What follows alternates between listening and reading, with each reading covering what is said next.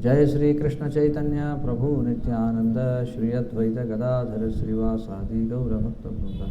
हरे कृष्णा कृष्ण कृष्ण हरे हरे, हरे राम राम राम हरे हरे।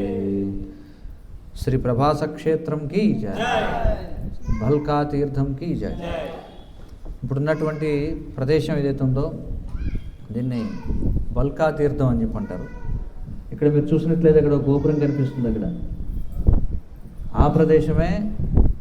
ఆ ప్రదేశంలో కృష్ణుడు కూర్చుని ఉండగానే జర అనేటువంటి బోయేవాడు సముద్రపు ఒడ్డు నుండి బాణం వేయగా శ్రీకృష్ణ భగవానుడు ఆ ప్రదేశంలో కూర్చుని ఉండగానే ఆయన యొక్క కోకనడ అని చెప్పి అన్నాం కదా, కోకనాడం అనేటువంటి పద్మం ఏదైతే ఉందో ఆ పద్మం ఏ రంగులో అయితే ఉంటుందో ఆయన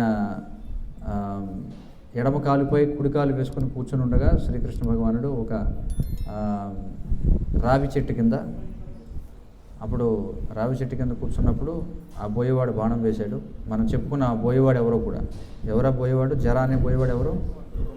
భృగు మహర్షి అని చెప్పుకున్నాం. అతడు వేసినటువంటి బాణం తగిలి ఆయన యొక్క కాలి మడానికి తగిలింది. అదంతా కూడా మనం చూసాం. కాబట్టి దాని గురించి ఇప్పుడు మనం నేరుగా భాగవతం నుంచి విందాం. మనం దయచేసి సెల్ ఫోన్లో ఒకసారి చూసుకోండి. సెల్ ఫోన్లో ఎవరికి కూడా కొంచెం సైలెంట్లో పెట్టుకోండి లేదా స్విచ్ ఆఫ్ చేయండి. వాస్తవానికి తీర్థయాత్రలు దేనికోసం చేసేవారంటే, పూర్వం తీర్థయాత్ర చేసేది దేనికోసం అంటే తపస్సు చేయడం కోసం, లేదా యజ్ఞం చేయడం కోసం, లేదా వ్రతం చేయడం కోసం, దానికోసం తీర్థయాత్రలకు వెళ్ళేవారు అనమాట. కురుక్షేత్రం కావచ్చు, లేకపోతే ప్రభాస తీర్థం కావచ్చు, ఇవన్నీ కూడా మనకి శాస్త్రాల్లో అనాది కాలం నుండి ఉన్నటువంటి మహోన్నతమైన క్షేత్రాలు ఇవన్నీ కూడా.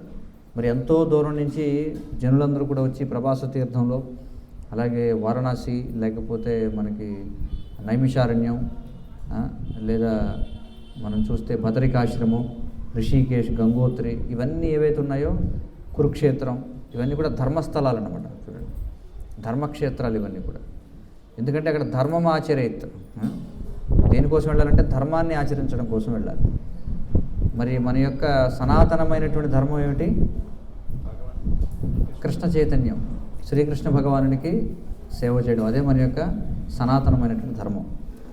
కాబట్టి తీర్థస్థలానికి వచ్చినప్పుడు తపస్సు స్వీకరించాలన్నమాట వ్యక్తి.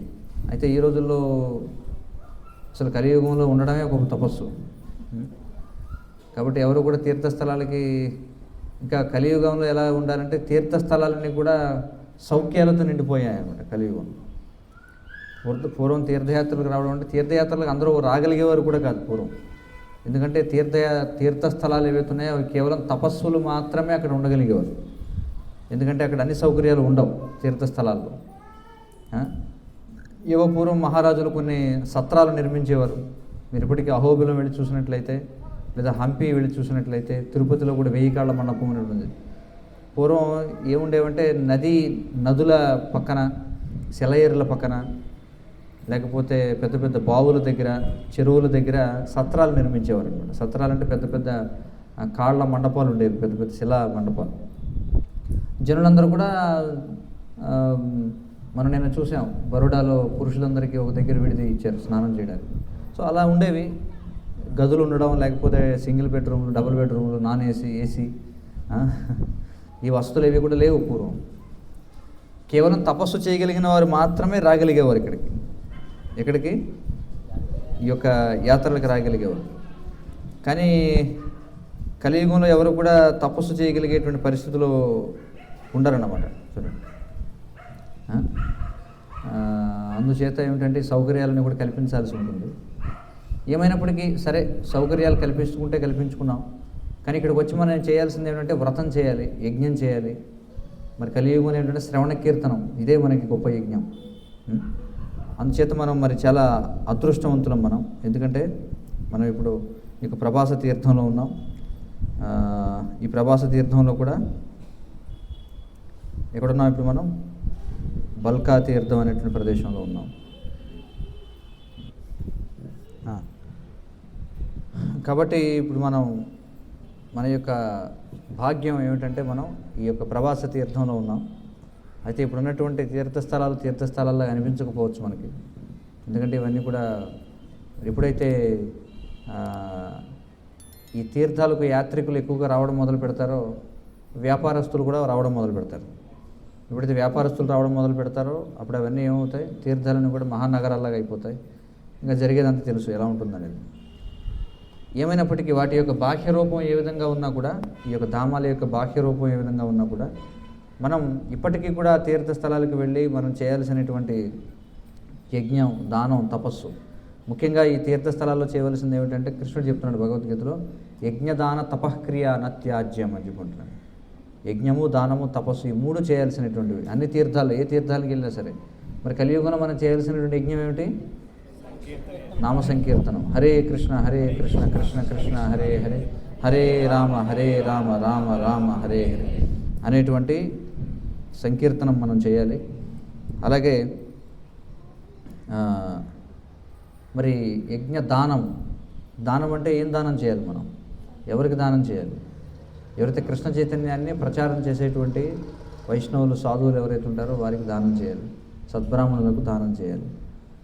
తపస్సు అంటే ఏమిటి? ఇక్కడికి వచ్చి మనం ఏదో ఒక విధమైనటువంటి అసౌకర్యాన్ని స్వీకరించాలి. దేనికోసం? ఆధ్యాత్మిక ఉన్నతి కోసం. అంటే ఇంకా ఎక్కువ సమయాన్ని భగవత్ సేవలో గడపడం కోసం. అవి మనం చేయాల్సిన కార్యాలు. కాబట్టి మనం ఇప్పుడు శ్రీమద్ భాగవతం నుండి, శ్రీమద్ భాగవతం ఏకాదశ స్కందం, 11వ స్కందం, అందులో 30వ అధ్యాయం. 30వ అధ్యాయం పేరు యదుకుల అంతర్ధానం అన్నమాట. ఈ అధ్యాయం నుండి ఇప్పుడు నేను చదువుతాను. అందరూ శ్రద్ధగా వినండి. పరీక్షిత్ మహారాజు, మనందరికీ తెలిసిందే భాగవతం అంటే ఎవరిద్దరి మధ్య జరిగిన చర్చ ఇది?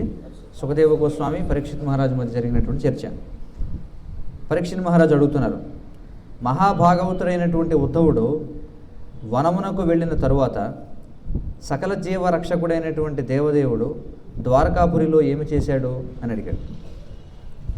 అర్థమవుతుంది కదా? ఎందుకంటే ఉద్ధవుడిని పంపుతాడు ఎవరు? కృష్ణుడు అక్కడి నుంచి వెళ్ళమని చెప్పి ఆయనకు ఒక కార్యాన్ని ఇచ్చి పంపుతాడు అనమాట. వనమునకంటే ఇక్కడ బృందావనానికి వెళ్ళిన తర్వాత ఇక్కడ కృష్ణుడు ఏం చేశాడని చెప్పి అడగడం జరిగింది. తర్వాత బ్రాహ్మణ శాపము వలన తన వంశము నశించినంతటా సకల నేత్ర ప్రియమగు స్వీయ దేహమును యదుశ్రేష్ఠుడు ఎలా త్యజించాడు చూడండి. మరి బ్రాహ్మణ శాపం తగిలింది కదా, దాని గురించి కూడా మనం చెప్పుకుంటాం. బ్రాహ్మణ శాపం తగిలింది ఎక్కడ? ద్వారకలో తగిలింది బ్రాహ్మణ శాపం. అక్కడి నుంచి వాళ్ళు ఏం చేశారు? ప్రవాస క్షేత్రానికి వచ్చారు. కానీ ఇక్కడికి వచ్చి ఒకరినొకరు సంహరించుకున్నారనమాట. కాబట్టి బ్రాహ్మణ శాపం వలన ఆ వంశం నశించిన తర్వాత సకల నేత్ర ప్రియమగు స్వీయ దేహమును యదుశ్రేష్ఠుడు ఎలా త్యజించాడు? సకల నేత్ర ప్రియం అంటే ఏమిటి? అందరికీ కూడా ఏంటంటే అది కళ్ళకు ఎంతో ప్రియమును చేకూర్చేటువంటి రూపం భగవంతుని రూపం ఎంతో ఎలా ఉంటుంది? చాలా దివ్యంగా ఉంటుంది, ఆకర్షణీయంగా ఉంటుంది. ఆయన అందరికీ మరి ఆ విధంగా ప్రియమైనటువంటి స్వీయ దేహాన్ని యదుశ్రేష్ఠుడు అంటే ఎవరు? కృష్ణుడు ఎలా త్యజించాడు అని చెప్పి అడిగాడు. తర్వాత అతని దివ్య రూపముపై తమ నేత్రములు ఒక్కమారు లగ్నమైనంతటా వనితలు వాటిని మరల్చజాలకుండిరి. చూడండి, భగవంతునికి దివ్యదేహం ఎలాంటిదంటే అంటే వనితలు అంటే స్త్రీలు ఎవరైతే ఈ గోపికలు కానీ అక్కడ ఉన్నటువంటి వారు ఎవరైతే ఉన్నారో వనితలు ఒక్కసారి కృష్ణుని వైపు చూస్తే మళ్ళీ చూపు మరల్చుకోలేరట. చూడండి, ఒక్కమారు ఆ రూపము ఋషుల చెవులలో ప్రవేశించి వారి హృదయమునందు లగ్నమైనంతటా ఎన్నడను నిర్గమింపకుండెను. చూడండి, ఒక్కసారి ఆ రూపం ఋషుల చెవులలో ప్రవేశిస్తేనట. రూపం ఋషుల చెవులు ఎలా ప్రవేశిస్తుంది అంటే దాని గురించినటువంటి వర్ణన ద్వారా ఋషుల చెవులకు ప్రవేశించిన తర్వాత వాళ్ళ హృదయాల్లో వాళ్ళు ఎప్పుడు కూడా భగవంతుడిపైనే ధ్యానించేవారు. అతని రూప సౌందర్యమును వర్ణించినట్టే మహాకవులు యశస్సును బడయుట మాట ఏమిటి? వారి పలుకులు దివ్యాకర్షణ చే నిండినవయ్యను. చూడండి, ఎవరైతే శ్రీకృష్ణుని యొక్క దివ్య రూపాన్ని వర్ణించినటువంటి మహాకవులు ఎవరైతే ఉన్నారో వాళ్ళ కీర్తి ఎంతో గొప్పగా పెరిగిందట. అదేమిటి, ఇంకా వాళ్ళ యొక్క మాటలు వాళ్ళు కృష్ణుడి గురించి మాట్లాడుతుంటే చాలా ఆకర్షణ కలిగినవిగా అయిపోయేట. అందరూ కూడా ఆకర్షితులయ్యేవారు. అర్జునుని రథము పైన ఉన్న ఆ రూపమును గాంచి కురుక్షేత్ర రణరంగమందలి వీరులందరూ సారూప్యముక్తిని బడసిరి. కురుక్షేత్ర యుద్ధం జరిగినప్పుడు ఎవరైతే కృష్ణుడిని అర్జునుని యొక్క రథసారథిగా చూశారో వాళ్ళందరూ సారూప్యముక్తిని పొందారట. చూడండి, కృష్ణుని చూస్తూ ఎవరైతే చనిపోయారో వాళ్ళందరూ కృష్ణుని వంటి రూపాన్ని పొందారట. చూడండి, మరి అలాంటిది ఆయన యొక్క దేహం, మరి దాన్ని ఆయన ఎలా త్యజించాడు అసలు అని చెప్పి అడుగుతున్నాడు అనమాట పరీక్షిత్ మహారాజు. సుఖదేవ గోస్వామి సమాధానం చెప్తున్నారు దానికి. ఆకాశమునందు, ధరణి పైన అంటే భూమిపైన, అంతరిక్షమున ఎన్నో ఉత్పాతాలను చూసిన శ్రీకృష్ణుడు సుధర్మ సభలో ఆసీనులైనట్టి యాదవులతో ఇలా పలికాడు. ఎందుకంటే ఇది ఎక్కడ జరిగిన సన్నివేశం? సుధర్మ సభ, ద్వారకలో. మనం వెళ్తాం అక్కడికి. ఆ ద్వారకలో ఎన్నో అపశకునాలు కనిపించాయట ఆయనకి. చూడండి, ఇలాగా అనేక ఉత్పాతములు చూసినటువంటి కృష్ణుడు ఆ సుధర్మ సభలో ఆసీనులై ఉన్నటువంటి యాదవులతో ఇలా పలికాడట. ఏమని పలికాడు? యదుశ్రేష్ఠులరా, మృత్యు పతాకముల వలె ద్వారకయందు గోచరించినట్టి ఈ ఘోరమైన ఉత్పాతములను గమనించండి. ఇచ్చట మనం ఇక క్షణమైనను ఉండకూడదు అని చెప్పి అన్నాడట. చూడండి, ఏం కనిపిస్తున్నాయట? మృత్యు పతాకముల వలె. మనం చూస్తుంటాం జెండా అంటే సైరన్, ఒక్కోసారి మనం సిగ్నల్స్ చూస్తుంటాం. మృత్యు పతాకముల వలె కనిపిస్తున్న ఏమిటివి? ఘోరమైన ఉత్పాతాలు. చూడండి, కాబట్టి దీని యొక్క అర్థం ఏమిటి? మనం ఇంకిక్కడ ద్వారకా పట్టణంలో ఉండకూడదు అని చెప్పి అంటున్నాడు. స్త్రీలు, బాలురు, వృద్ధులు ఈ నగరాన్ని వీడి శంఖోద్ధారమునకు వెళ్ళాలి అని చెప్పి అంటున్నాడు. శంఖోద్ధారం అనేటువంటి ప్రదేశానికి వెళ్ళిపోవాలి వెంటనే. ఎవరెవరు? స్త్రీలు, బాలురు, వృద్ధులు అందరూ కూడా. సరస్వతీ నది పశ్చిముగా ప్రవహించడి ప్రభాస క్షేత్రమునకు మనం వెళదాం అని చెప్పి అన్నాడు. ఇప్పుడు మన సరస్వతీ నది ఇక్కడ త్రివేణి సంగమం అని ఉంటుంది, మనం వెళతాం. వాస్తవానికి ఇప్పుడు మనం వెళ్ళాం కదా, సోమనాథం ఆలయం ఉంది కదా, అక్కడి నుంచి ముందుకు వెళితే మనకి ఇక్కడ గీతా మందిరం, త్రివేణి సంగమం ఇవన్నీ కూడా అక్కడ చూడొచ్చు అనమాట. అక్కడ మరి హిరణ్య అనేటువంటి నది, అలాగే మరొక నది కనిపిస్తుంది, కానీ సరస్వతి అంతర్వాహినిగా ఉంటుంది అనమాట, కనిపించదు బయట. కాబట్టి అక్కడికి వెళ్ళాలి మనం. సరస్వతీ నది పశ్చిమముఖముగా ప్రవహించేటువంటి ప్రభాస క్షేత్రం. ఎందుకంటే సరస్వతీ నది ముందు దక్షిణంగా ప్రవహిస్తుంది. ఎక్కడి నుంచి? హిమాలయాల నుంచి. ముందు దక్షిణంగా ప్రవహించి తర్వాత మళ్ళీ పడమట వైపుకి తిరుగుతుంది అనమాట. అలా వెళ్ళి మళ్ళీ ఏం చేస్తుంది? మళ్ళీ దక్షిణానికి వచ్చి మళ్ళీ పడమట వైపుకి తిరుగుతుంది. అలా పడమటిగా ప్రవహించే ప్రభాస క్షేత్రానికి మనం వెళదాం అని చెప్పి అంటున్నాడు. తర్వాత అక్కడ శుచి కొరకు స్నానము చేసి, ఉపవాసం చేసి, ధ్యానమునందు చిత్తములను లగ్నం చేద్దాం. తర్వాత అభిషేకములతోనూ, చందనాది లేపనములతోనూ, కానుకలతోనూ దేవతలను పూజిద్దాం అని చెప్పి అన్నాడు కృష్ణుడు. ఎక్కడికి వెళ్ళి?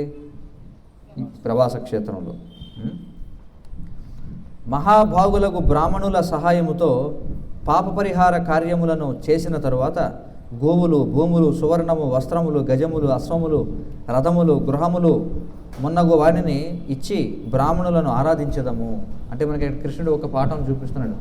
ఎప్పుడైనా మన జీవితంలో అపశకునాలు ఏమైనా కనిపించాయనుకోండి, అలాంటప్పుడు మనం ఏం చేయాలి? ధర్మకార్యాలు చేయాలన్నమాట.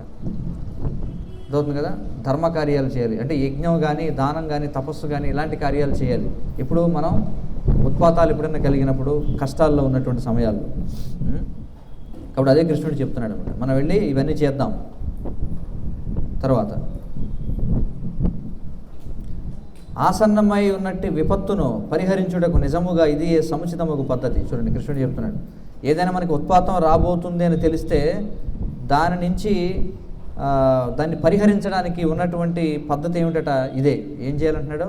అక్కడికి వెళ్ళి మనం యజ్ఞదాన తపక్రియలు చేయాలి. ఇది నిశ్చయముగా పరమ శుభమును కలుగు చేయగలదు. దేవతలను, బ్రాహ్మణులను, గోవులను ఆ రీతిగా అర్చించడం సకల జీవులకు మహోన్నత జన్మమును ఇవ్వగలదు. చూడండి, ఎవరెవరిని? దేవతలను, బ్రాహ్మణులను, గోవులను. భాగవతం చెప్తుంది, విప్ర, గోవింద, గవి మూడు కూడా చాలా ముఖ్యం. విప్ర అంటే ఏమిటి? విప్రులు. వేదపాఠాత్ భవేత్ విప్ర, వేదాధ్యయనం చేసేవారిని విప్రులు అంటారు. గోవింద అంటే కృష్ణుడు, గవి అంటే గోవు. ఈ మూడింటిని సేవించినటువంటి వాడు మహోన్నతమైనటువంటి జన్మను పొందగలడు అని చెప్పుకుంటారు. కాబట్టి ఈ మూడు కార్యాలు మనం చేయాలి అని చెప్పుకుంటాడు. మధువైరియగు శ్రీకృష్ణుని ఈ పలుకులను వినినంతటా యదువృద్ధులు తదాస్తు అని పలికి సమ్మతిని తెలియజేశారు. యదువైరి ఏమంటున్నారు ఇక్కడ చూడండి, మధువైరి అని చెప్పండి. యదువైరిగా మధువైరి అంటే మధు అనేటువంటి రాక్షసు సంహరించిన వాడు. మాటలు అందరూ కూడా తదాస్తు అని చెప్పి సరే అని చెప్పి అన్నారు. పిమ్మట నౌకలలో సముద్రమును దాటి వారు రథములపై ప్రవాస తీర్థమునకు పోయిరి. చూడండి, తర్వాత ఏం చేశారు? పడవల్లో ఏం చేశారట? సముద్రాన్ని దాటారట. మనం కూడా పూర్వం భేట్ ద్వారకా వెళ్ళడానికి పడవల్లో వెళ్ళేవాళ్ళు అనమాట. ఇప్పుడు వంతెన వేసేసారని విన్నాను. అర్థమవుతుంది, ఎక్కడికక్కడే వంతెనలు వేసేస్తున్నారు. కాబట్టి నౌకలలో సముద్రాన్ని దాటి, ఎందుకంటే అది ఓఖా అనేటువంటి ప్రాంతం ఉంటుంది, బేట్ ద్వారకా అంటారు. అక్కడి నుంచి మళ్ళీ ద్వారకకి కొంత దూరం ఉంటుందన్నమాట. ఆ ద్వారక దాటి కిందకి వచ్చి ఎక్కడికి? ప్రవాస క్షేత్రం దాకా వచ్చారు. అంటే ప్రవాస క్షేత్రం నుండి ఇప్పటి లెక్కల్లో మనం చూస్తే ద్వారక ఇక్కడ నుంచి మీకు 2:30 అదొక గంటన్నర, చూడండి 4 గంటల సమయం పడుతుంది. ఇది మన కారు వేసుకు వెళితే ఇక్కడి నుంచి 4 గంటల సమయం. అక్కడి నుంచి పైకి మళ్ళీ బేట్ ద్వారక అదొక అరగంట గంట ఉంటుంది అక్కడి నుంచి, అంటే 5 గంటలు. ఆ 5 గంటలు మొత్తం ఈ ప్రాంతం అంతా కూడా వాళ్ళు రథాల మీద వచ్చారనమాట ఇక్కడికి. అక్కడి నుంచి ఈ ప్రదేశానికి ప్రభాస తీర్థానికి వచ్చారు. అక్కడ యాదవులందరూ యదుదేవుడకు శ్రీకృష్ణుని ఆదేశాన్ని అనుసరించి పరమభక్తితో ధర్మకార్యాలు చేశారు. వారు నానా విధములైనటువంటి మంగళకర కార్యములను కూడా చేశారు. ఎక్కడ? ప్రభాస తీర్థంలో. తర్వాత దైవవశమున బుద్ధి కప్పబడగా, చూడండి ఎక్కడికి వచ్చినా సరే ఏమైంది? దైవవశమున బుద్ధి కప్పబడగా మతిభ్రంశకమగు మైరేయమును మధురపానీయమును వారు అతిగా త్రాగారట. చూడండి, ఎందుకని కృష్ణుడు వాళ్ళని ఇక్కడికి పంపాడు అంటే వాళ్ళకి ఎలాగో వాళ్ళ నాశనం కావాలని ఉంది, కానీ ద్వారకలో అమంగళకర కార్యాలు జరగకూడదనేది కృష్ణుడి యొక్క ఇచ్చ. అందుకే అక్కడి నుంచి తప్పించడం కోసం ఏం చేశాడు? వాళ్ళందరినీ, యదువంశీయులందరినీ కూడా ప్రభాస తీర్థానికి పంపాడు అనమాట. కాబట్టి వాళ్ళు ఏం చేశారట? అనేక రకాల కార్యాలు చేసి చివరిలో దైవవశమున, అంటే భగవంతుని యొక్క ఇచ్చ మేరగా జరిగింది. అంటే వాళ్ళకి ఆ బుద్ధి ఎవరిచ్చాడు? పరమాత్మగా కృష్ణుడే ఇచ్చాడు. మతిభ్రంశకము అంటే బుద్ధి పని చేయకుండా చేసేటువంటి మైరేయం అనేటువంటి మధురపానీయమును అతిగా తాగారట. అంటే ఇప్పట్లాంటి విస్కీ బ్రాందీ లాంటివి కావనమాట. అదేదో మైరేయం అనేది పూర్వం ఉన్నతమైనటువంటి మద్యం అది. దాన్ని అతిగా త్రాగారట. తర్వాత ఏమైంది? మితిమీరిన పానముతో యదువీరులు ఉన్మత్తులై దురహంకార పూరితులు అయ్యారు. చూడండి, ఆ విధముగా వారు కృష్ణమాయచే విముడులు కాగా వారి నడుమ ఘోరమగు కలహము చెలరేగెను. తర్వాత ఏమైంది? క్రుద్ధులై వారందరూ తమ ధనుర్బాణములను, ఖడ్గములను, భల్లములను, గదలను, తోమరములను, ఈటెలను తీసుకుని సముద్ర తటముపై పరస్పరము ఎదుర్కొనేది. చూడండి, సముద్రపు ఒడ్డున మనం వెళ్తాం, అక్కడ ఏం చేశారంటే ఒకరినొకరు పరస్పరం కొట్టుకోవడం మొదలుపెట్టారు. ఎందుకంటే యదువంశీయస్తుల్ని వేరే ఎవరు నాశనం చేయలేరు, వాళ్ళే నాశనం చేసుకోవాలి. ఎందుకంటే ఈ యదువంశీయులందరూ ఎవరు? వీళ్ళంతా దేవతలు, వీళ్ళందరూ కూడా. చూడండి, అర్థమవుతుంది కదా. గజములపైన పతాకములు ఎగురుచున్నట్టు రథములపైన, అట్లే గాడిదలపైన, ఒంటెలపైన, ఎడ్లపైన, దున్నపోతులపైన, కంచరగాడిదలపైన, నరులపైనను. చూడండి, మనుషుల మీద కూడా ఎక్కి యుద్ధం చేశారట. అంటే భుజం మీద మనం ఎక్కించుకుంటాం చూడండి మనం ఒకసారి పిల్లల్ని, అలాగా వాళ్ళు ఏం చేశారట? ఏనుగుల మీద, రథాలపైన, గాడిదలపైన, ఒంటెలపైన, ఎడ్లపైన, దున్నపోతులపైన, కంచరగాడిదలపైన, నరులపైనను ఎక్కిన వారై దుర్మదులైన ఆ వీరులు అడవిలో ఏనుగులు తమ దంతములతో పరస్పరము దాడి చేసుకున్నట్లు ఒకరినొకరు బాణములతో ఎదుర్కొన్నారు. చూడండి, అంటే మనుషులు భుజాల మీద కూడా ఎక్కి యుద్ధం చేసుకున్నారట. చూడండి, అంటే కింద మనిషి పరిగెడుతుంటాడు అనమాట, పరిగెడుతుంటే బాణాలతో కొట్టుకుంటారు. పరస్పర వైరము కలుగగా ప్రద్యుమ్నుడు సాంబునితోనూ, అక్రూరుడు కుంతిభోజునితోనూ, అనిరుద్ధుడు సాత్యకితోనూ, సుభద్రుడు సంగ్రామజితుతోనూ, సుమిత్రుడు సురధునితోనూ ఇరువురు గదులు పరస్పరము యుద్ధము చేసిరి. చూడండి, గదాయుద్ధం చేసుకున్నారు వాళ్ళలో వాళ్ళే, మహావీరులు వీళ్ళంతా. నిషఠుడు, ఉల్మకుడు, ఉల్ముకుడు, సహస్రజిత్తు, శతజిత్తు, భానుడు మున్నగు ఇతరులు కూడా మదాంధులు ఆ విధముగా ముకుందుని మాయచే పూర్తిగా భ్రమితులనై కలహించి ఒకరినొకరు చంపుకున్నారు ప్రభాస క్షేత్రంలో. దాశార్హులు, వృష్ణులు, అందకులు, భోజకులు, సాత్వతులు, మధువులు, అర్బుదులు, మాధురులు, సూరసేనులు, విసర్జనులు, కుకురులు, కుంతులు మున్నగు వివిధ యాదవ వంశీయులు, వీళ్ళంతా కూడా యాదవుల్లో రకాలు అనమాట. వీళ్ళంతా ఉపవర్గాలు బంధుత్వమును పూర్తిగా విడిచి ఒకరినొకరు చంపుకున్నారు. ఈ విధముగా విభ్రాంతులై పుత్రులు తండ్రులతోనూ, సోదరులు సోదరులతోనూ, మేనల్లుండ్రు మేనమామలతోనూ, సోదరుల పుత్రులు పినతండ్రులతోనూ, చూడండి, పౌత్రులు తాతలతోనూ యుద్ధము చేశారు. అంటే ఎవరెవరిని వాస్తవంగా ఎవరెవరు గౌరవించాలో సేవించాలో వాళ్ళే ఒకరినొకరు కొట్టుకున్నారనమాట. చూడండి, పుత్రులు తండ్రులను గౌరవించాలి కానీ పుత్రులు తండ్రులు చంపుకున్నారు. సోదరులు సోదరులతోటి, మేనల్లుళ్ళేమో మేనమామలతో తిరగబడ్డారు. సోదరులేమో పుత్రుల పినతండ్రులతోటి. చూడండి, పౌత్రులు తాతలతోటి, మనవాళ్ళు తాతలను చంపారట, తాతలు మనవాళ్ళని చంపారు, యుద్ధము చేశారు. ఈ రీతిగా సన్నిహిత బంధుమిత్రులందరూ ఒకరినొకరు వధించుకోసాగారు. తమ ధనస్సులు విరిగిపోగా బాణాది శస్త్రములు అయిపోగా వారు తొంగగడ్డిని పిడికిళ్లతో పట్టుకున్నది. తొంగగడ్డి అంటే మన చేపలు తయారు చేస్తాం తెలుసు కదా, తొంగ చేపలు.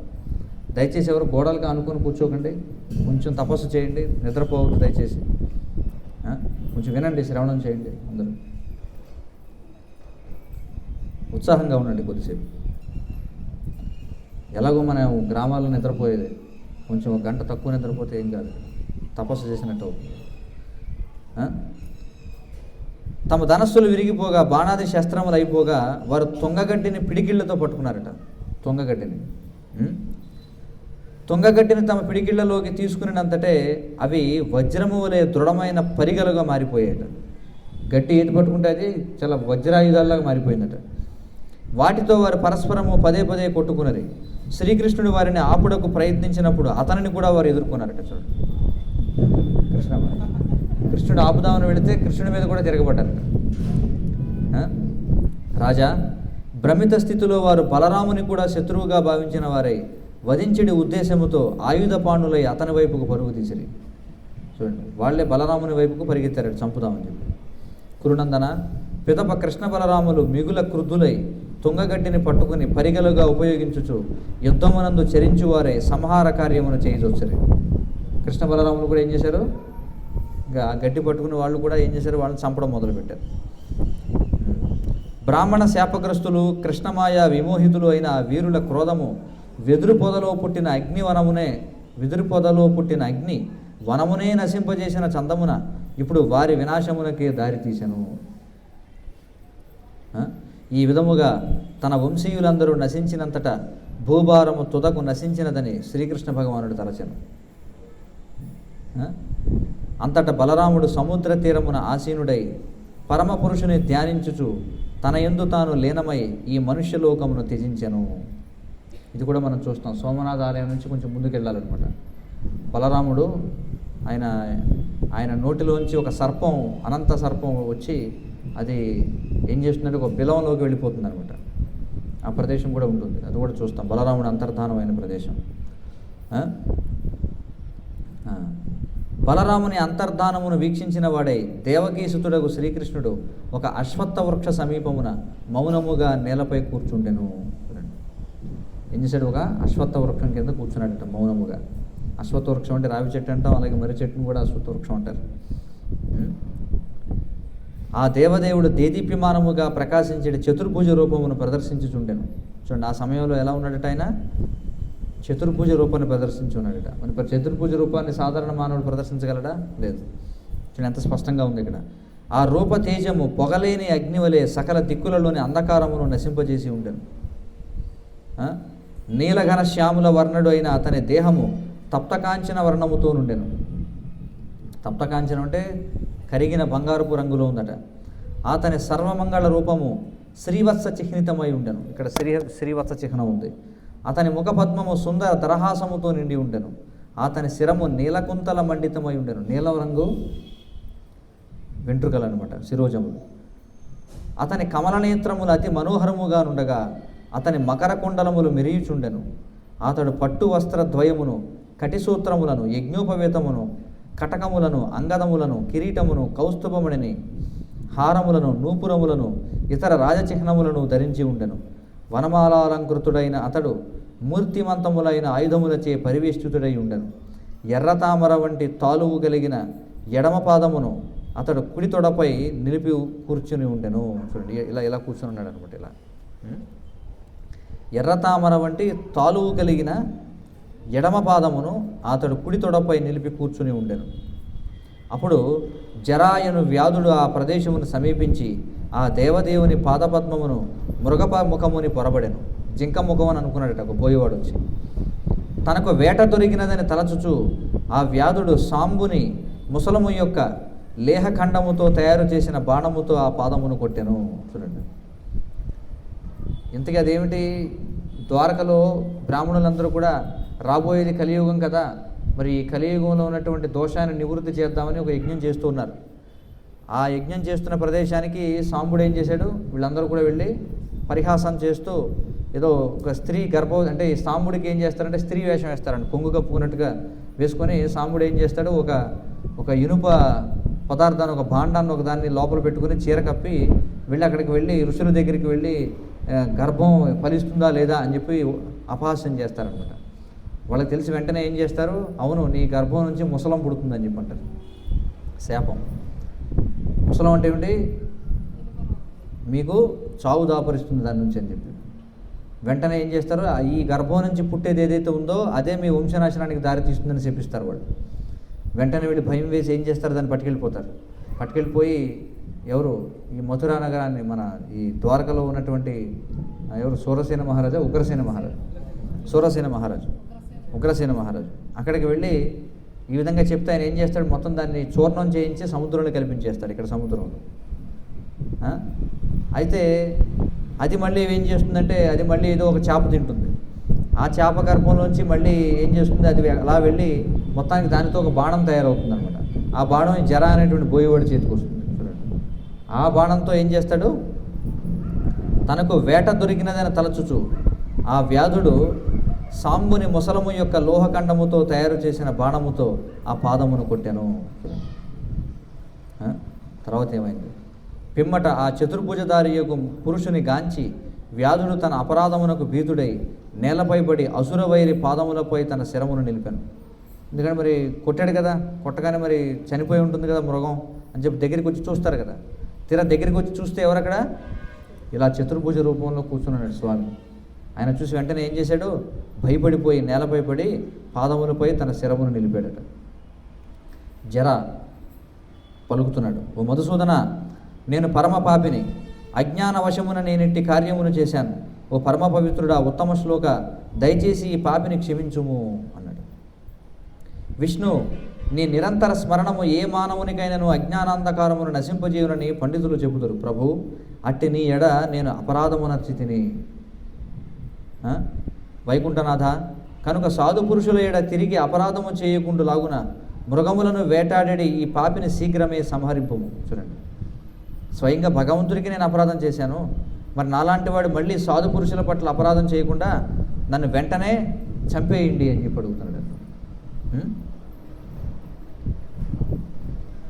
బ్రహ్మదేవుడు కానీ, రుద్రాది అతని పుత్రులు కానీ, వేదమంత్ర ప్రభువులైన ఋషులు కానీ నీ మాయా కార్యమును తెలుసుకోలేరు. నీ మాయచే దృష్టి కప్పివేయబడిన కారణమున నీ యోగశక్తి ఎలా పనిచేయునో వారికి తెలియదు. కనుక నీచ జన్మడునకు నేనేమి పలుకగలను. అంటే నీ మాయని దేవతలే అర్థం చేసుకోలేనప్పుడు నేనెలా అర్థం చేసుకుంటాను, నీచ జన్మును నేను బోయేవాడిని అని చెప్పుకుంటున్నాడు. భగవానుడు పలికాడు, జర అని బోయేవాడు ఎలా అన్నప్పుడు భగవానుడు అంటున్నాడు, జర భయపడవద్దు, లే, వాస్తవానికి నా కోరిక ప్రకారమే ఇదంతా జరిగింది, ఇదంతా నా ఏర్పాటే, నువ్వు ఆ విధంగా కొట్టడం. నా ఆజ్ఞ చేయి ఇప్పుడు సుకృతివంతుల లోకమునకు వెడలుము. కాబట్టి నేను నీకు ఆజ్ఞాపిస్తున్నాను, ఇక నువ్వు ఆధ్యాత్మిక ప్రపంచానికి వెళ్ళని చెప్పాడు. ఇచ్ఛానుసారము దివ్య శరీరమును ధరించే శ్రీకృష్ణ భగవానునిచే ఆ రీతిగా ఆదేశింపబడిన వాడై వ్యాధుడు అతనికి ముమ్మారు ప్రదక్షిణము గావించి నమస్కరించాడు. తరువాత తనను దివికి కొనిపోవుటకు వచ్చిన విమానమును అధిరోహించి అతడు వెళ్ళిపోయాడు. ఆ బోయవాడిని తీసుకెళ్ళడానికి విమానం వచ్చింది, రెడీగా ఉంది. వెంటనే అది ఎక్కాడు, వెళ్ళిపోయాడు. ఆ సమయమున దారుకుడు తన ప్రభువుకు శ్రీకృష్ణుని కొరకు వెదుగుచున్నాడు. దారుకుడు అంటే ఎవరు? కృష్ణునికి రథసారథి. తన ప్రభు ఎక్కడున్నాడని వెతుక్కుంటూ ఉన్నాడు. భగవానుడు ఆసీనుడై ఉన్న ప్రదేశమును సమీపించగా అతడు తులసి పుష్ప సుగంధపూరితముకు వాయువును ఆగ్రాణించి ఆ దిక్కుగా వెళ్ళాడు. చూడండి, భగవానుడు ఎక్కడ కూర్చున్నాడు ఎలా తెలిసిందట? తులసి పుష్ప సుగంధపూరితముకు వాయువు వచ్చిందట, గాలి. ఇప్పుడు మనకంతా చేపల కంపు వస్తుంది, నీచు కంపు. కానీ భగవానుడు ఎక్కడైతే ఉంటాడో అక్కడ ఏమొస్తుంది? తులసి దళాల యొక్క తులసి గంధం. చూడండి, రెండూ కూడా ఈ రెండు మిశ్రితమైనటువంటి వాయువు వచ్చి ఆ దిక్కుగా వెళ్ళాడు. అర్థమైంది, అక్కడే ఉన్నాడు స్వామి అని. అశ్వత్థ వృక్ష మూలమున విశ్రమించి ఉన్నవాడు దేదీప్యమానమగు తన ఆయుధములచే పరివృత్తుడగు శ్రీకృష్ణుని చూసినంతటా దారుకుడు తన హృదయమునందు కలిగిన అనురాగ భావమును ఆపుకోలేకపోయాడు. అశ్రుపూర్ణ నయననుడై అతడు రథము నుండి దిగి ఆ దేవదేవుని పాదములపై పడ్డాడు. ఎవరు? దారుకుడు. దారుకుడు పలికాడు, ప్రభు, చంద్రుడు లేనట్టి రాత్రి జనులు అంధకారమున మునిగిన వారే తమ దారిని కనుగొనలేని చందమున. ఎందుకంటే అప్పట్లో మరి స్ట్రీట్ లైట్లు ఇవేమి లేవు కదా. పౌర్ణమి నాడు చంద్రుడు లేకపోతే ఎవరికి దారి కనిపించదు. జనులు అంధకారమున మునిగిన వారే తమ దారిని కొనగనలేని చందమున ఇప్పుడు నీ పాదపద్మములను చూడలేక నా దృష్టి లోపించింది. నేను గురుటిగా అంధకారమును తిరుగుతున్నాను, నాకు దిక్కు తోచడం లేదు, శాంతి కలగడం లేదు. ఎందుకంటే నువ్వు వెళ్ళిపోతున్నావు కాబట్టి. సుఖదేవు కోసం అంటున్నాను, రాజేంద్ర, దారుకుడు ఇంకా పలుకుచూ ఉండగా అతని కళ్ళెదుటనే భగవంతుని రథము అశ్వములు గరుడ ధ్వజముతో పాటు ఆకాశములోనే ఎగిరిందట. చూడండి, దారుకుడు ఏం చేశాడు? కిందకి దిగాడు స్వామికి నమస్కరిద్దామని. దారుకుడు ఇలా దిగి ఇలా చూసేటప్పటికి అతను ఏదైతే రథాన్ని దిగాడో ఆ రథం వైకుంఠానికి వెళ్ళిపోతుంది. చూడండి, అంటే ఇవన్నీ ఇక్కడికి సంబంధించినవి కావు, ఇక్కడవి కావు, ఎక్కడికి వెళ్ళిపోవాలి అంతే. చూడండి, ఆధ్యాత్మిక ప్రపంచానికి వెళ్ళిపోవాల్సిందే. చూడండి, దారుకుడు ఇంకా ఇలా మాట్లాడుతూనే ఉన్నాడో లేదో అతని కళ్ళెదుటనే భగవంతుని రథం అశ్వములు కూడా అలాగే గరుడ ధ్వజముతో పాటు ఆకాశంలోకి ఎగిరిపోయింది.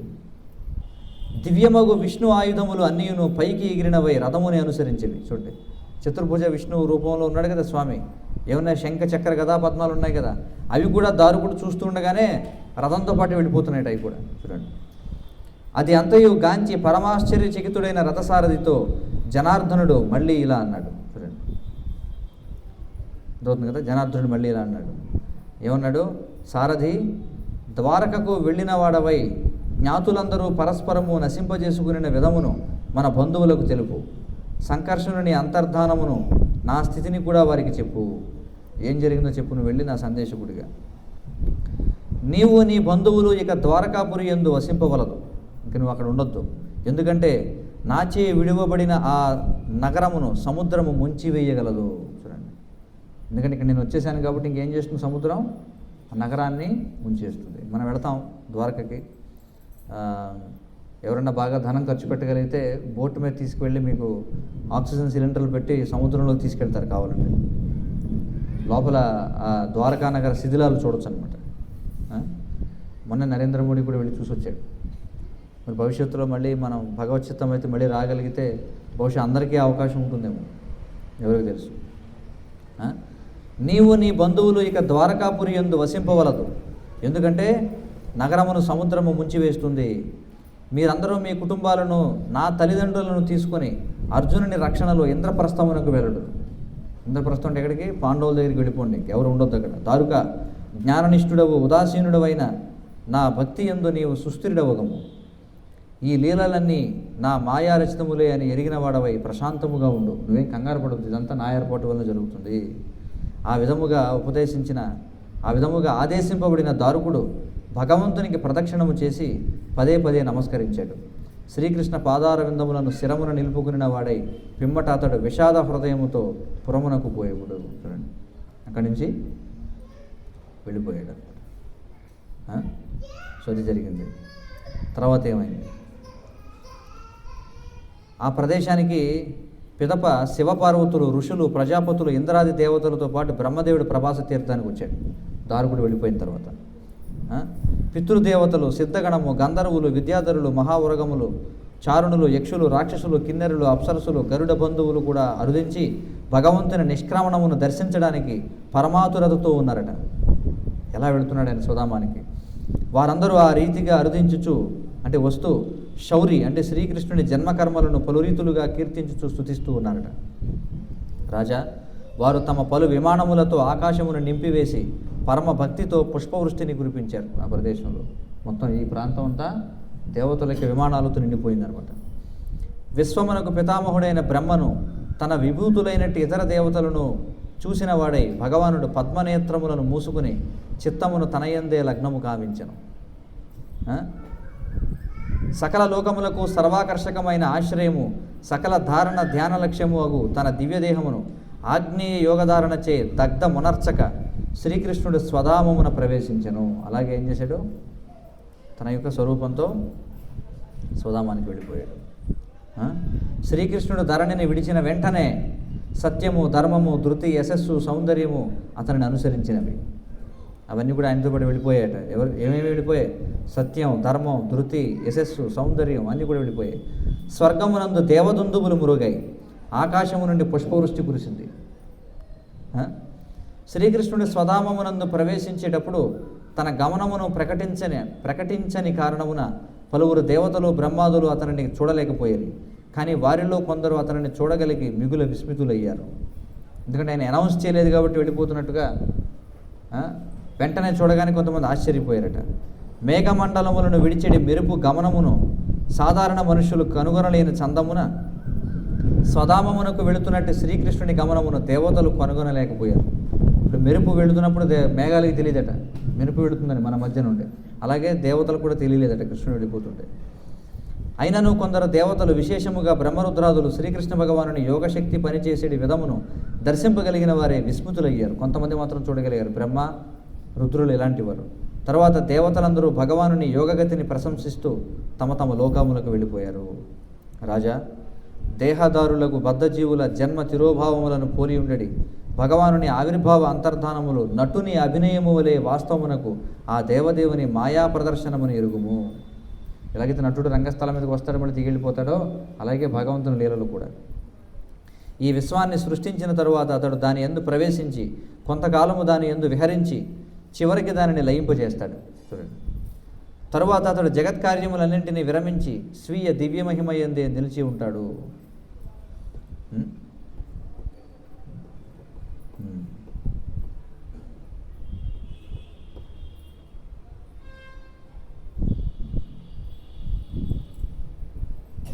ఈ విధముగా శ్రీకృష్ణుని యొక్క అంతర్ధానం అనేది జరిగినదనమాట. హరే కృష్ణ కృష్ణ కృష్ణ హరే హరే, హరే రామ రామ రామ హరే హరే. ఇప్పుడు మనం వెళ్ళి ఆ బల్కా తీర్థాన్ని సందర్శిద్దాం. అందరూ కూడా నడిచి వెళ్ళిపోవచ్చు అనుకుంటున్నాను. ఇక్కడి నుంచి నడిచి వెళ్ళవచ్చు. ఇప్పుడు అందరూ కూడా ఇప్పుడు ఆ బల్కా తీర్థానికి వెళదాం.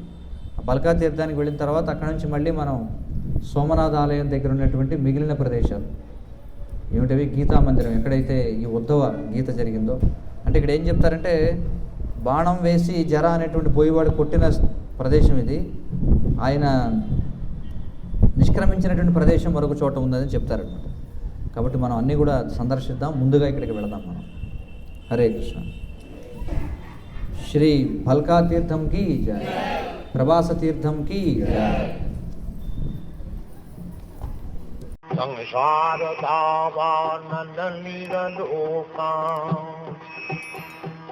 జ్ఞానాయ కారుణ్య ఘనాఘనత్యం